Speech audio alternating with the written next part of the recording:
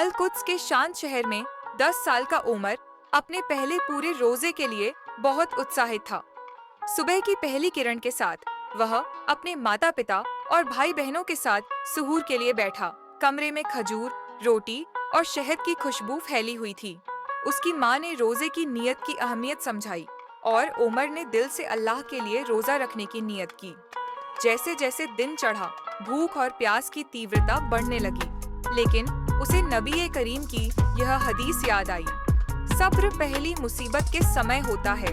उसने खुद को व्यस्त रखने के लिए कुरान की आयतें पढ़ीं और परिवार के साथ जोहर की नमाज अदा की। उसकी दादी ने उसे हजरत मूसा यीशु की कहानी सुनाई, जिन्होंने अपनी कौम के लिए तमाम मुश्किलों को सब्र और हिम्मत के साथ सहा। यह सुनकर उमर के दिल में धैर्य और कृतज्ञता की भावना और गहरी हो गई। दोपहर में वह अपने पिता के साथ जरूरतमंदों में खाने के पैकेट बांटने गया।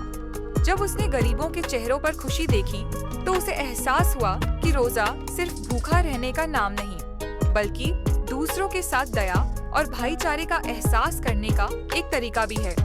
जैसे ही मगरिब की अजान गूंजी, उसका दिल खुशी से भर गया। पूरे परिवार ने खजूर से रोजा खोला और अल्लाह का शुक्र अदा किया। ईशा की नमाज के बाद उमर ने सोचा कि रोजे का असली मकसद सिर्फ खाने पीने से दूर रहना नहीं, बल्कि सब्र, आत्मसंयम और दूसरों की सेवा करना भी है। इस तरह उमर का पहला रोजा सिर्फ एक दिन नहीं, बल्कि एक खूबसूरत सबक बन गया कि असली ताकत सब्र और दूसरों की मदद करने में है।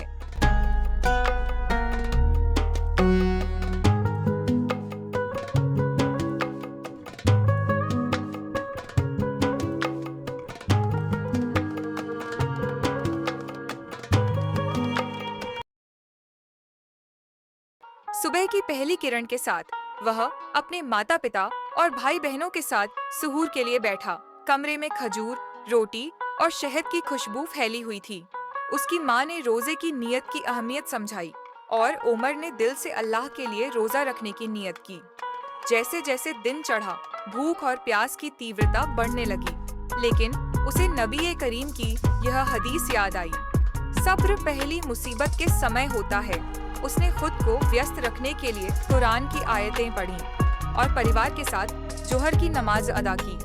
उसकी दादी ने उसे हजरत मूसा यीशु की कहानी सुनाई, जिन्होंने अपनी कौम के लिए तमाम मुश्किलों को सब्र और हिम्मत के साथ सहा।